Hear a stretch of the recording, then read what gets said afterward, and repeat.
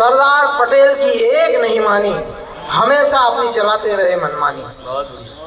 यदि हम सरदार पटेल की राह अपनाते तो आज हमारे बच्चे ईंट, गारा, सीमेंट नहीं खाते।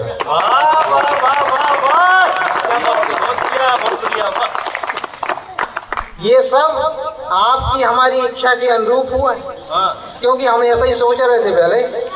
ये सब आपकी हमारी इच्छा के अनुरूप हुआ है और हमने ही खोदी खाई, हमने ही खोदा कुआ है। ये सब आपकी हमारी इच्छा का प्रतिफल है। यदि सच में बदलना चाहे तो कल है, तो इन पर अब कीचड़ मत उछालो, क्योंकि कीचड़ उछलकर अपने ऊपर ही आने वाला है। अच्छा, तो इन पर अब कीचड़ मत उछालो, आने वाली पीढ़ी को योग बनाओ, आने वाली पीढ़ी को संभालो, जिससे कायम हो सके फिर से भाईचारा और हम गर्व से कह सकें सारे जहां से अच्छा हिंदुस्तान हमारा, सारे जहां से अच्छा हिंदुस्तान।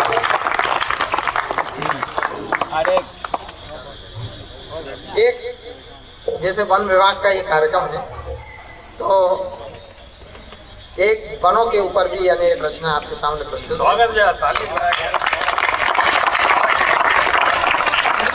जो पेड़ की आप रक्षा करते हैं, वो उन्हीं पेड़ों को कई लोग बड़ी बेदर्दी से काट देते हैं, नष्ट कर रहे हैं। तो इसी पर एक रचना देखिए कि पेड़ अपनी वही दुख भरी कहानी सुना रहा है कि सड़क किनारे सूखता हुआ एक पेड़ राह चलते एक राहगीर से बोला, मैंने तुम्हें जिंदा रहने के लिए ऑक्सीजन अर्थात हवा दी, बीमारियों से लड़ने के लिए दवा दी, धूप से बचने के लिए छांव दी और नदी पार करने के लिए नाव दी। इतना ही नहीं, मसाले, फल, फूल दिए, जलवायु संतुलित रखने के काम किए। मेरे सब कार्य आसमान की तरह खुले हैं, किसी से छुपे नहीं। मेरे सब कार्य आसमान की तरह खुले हैं, मगर मुझे समझ में नहीं आता आप क्यों मुझे सुखाने के लिए खुले हैं।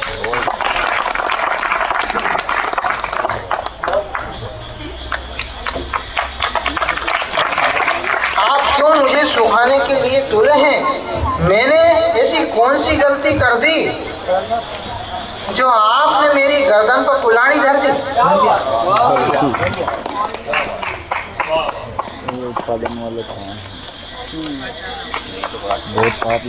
मैंने ऐसी कौन सी गलती कर दी जो आपने मेरी गर्दन पर कुल्हाड़ी धर दी।